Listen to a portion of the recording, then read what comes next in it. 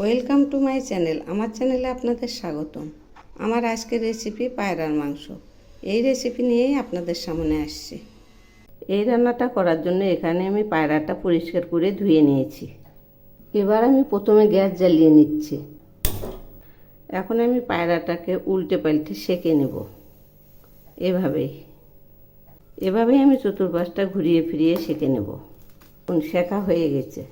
এখন আমি এগুলি পিস করে নেব। এই যে দেখুন, পায়রাগুলো সেঁকে নেওয়ার পর এর মধ্যে যে ছোট ছোট পালক থাকে সেগুলি বেছে নিয়েছি। তারপর এগুলি ছোট ছোট পিস করে ধুয়ে নিয়েছি। এবার আমি একটা হাঁড়ি বসিয়েছি। এখন আমি এর মধ্যে তেল দিলাম।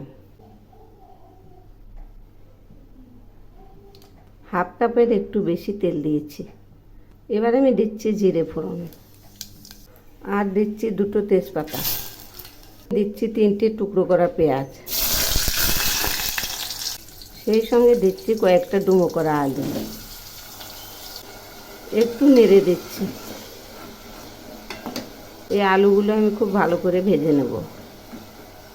এখন আমি এর মধ্যে দিচ্ছি থেতো করা একটা গোটা রসুন। এগুলি আবার একটু নেড়ে দিচ্ছি।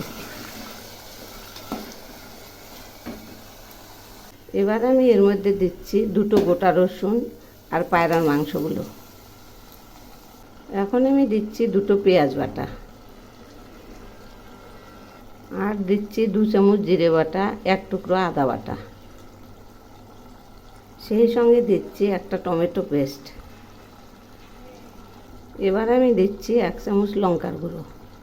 পায়রার মাংসতে আমি একটু ঝাল কম দেব, কারণ ঝাল বেশি হলে পায়রার মাংস ভালো লাগে না, একটু মিষ্টি মিষ্টি ভালো লাগে। সেই সঙ্গে দিচ্ছি স্বাদ মতো লবণ, পরিমাণ মতো হলুদ, আর কালারের জন্য সামান্য একটু চিনি দিলাম। চিনি দিলে কালারটা সুন্দর হয়। এবার আমি এগুলি নেড়ে দিচ্ছি। এগুলি খুব ভালো করে কষিয়ে নেব। এখন ঘন ঘন নাড়তে থাকবো। তো বন্ধুরা, আমার রেসিপি যদি আপনাদের ভালো লেগে থাকে তাহলে সাবস্ক্রাইব করে আমার পাশে থাকবেন, আর কমেন্ট করে জানাবেন কেমন লাগলো। মাংসটা কষানো প্রায় হয়ে এসছে, আর একটু হবে। মাংস কষানো হয়ে গেছে, মাংসটা থেকে তেল ছেড়েছে। এবার আমি এর মধ্যে জল দিয়ে দিলাম, অল্প পরিমাণ, 1 কাপ মতো।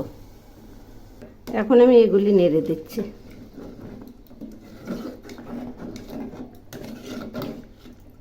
এই যে দেখুন, কালারটা কত সুন্দর হয়েছে। এগুলি কিছুক্ষণ ফুটাবো। মাংসটা আবার একটু নেড়ে দিচ্ছি।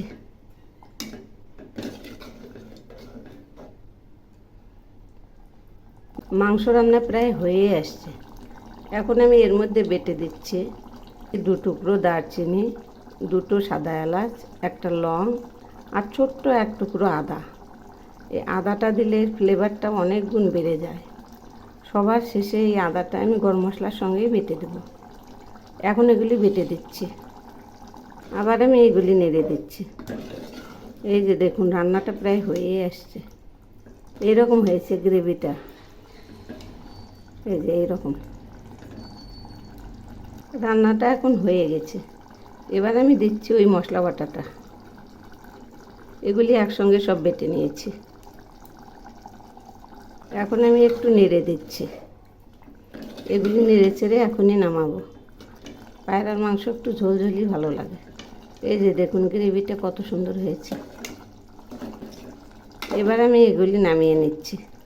এই যে দেখুন, মাংস রান্নাটা নামাচ্ছি। দেখুন কত সুন্দর হয়েছে। এভাবে বানিয়ে খেয়ে দেখবেন, অসাধারণ টেস্ট। আর আমার এই রেসিপি যদি আপনাদের ভালো লেগে থাকে তাহলে সাবস্ক্রাইব করে আমার পাশে থাকবেন, আর প্লিজ লাইক কমেন্ট করতে ভুলবেন না।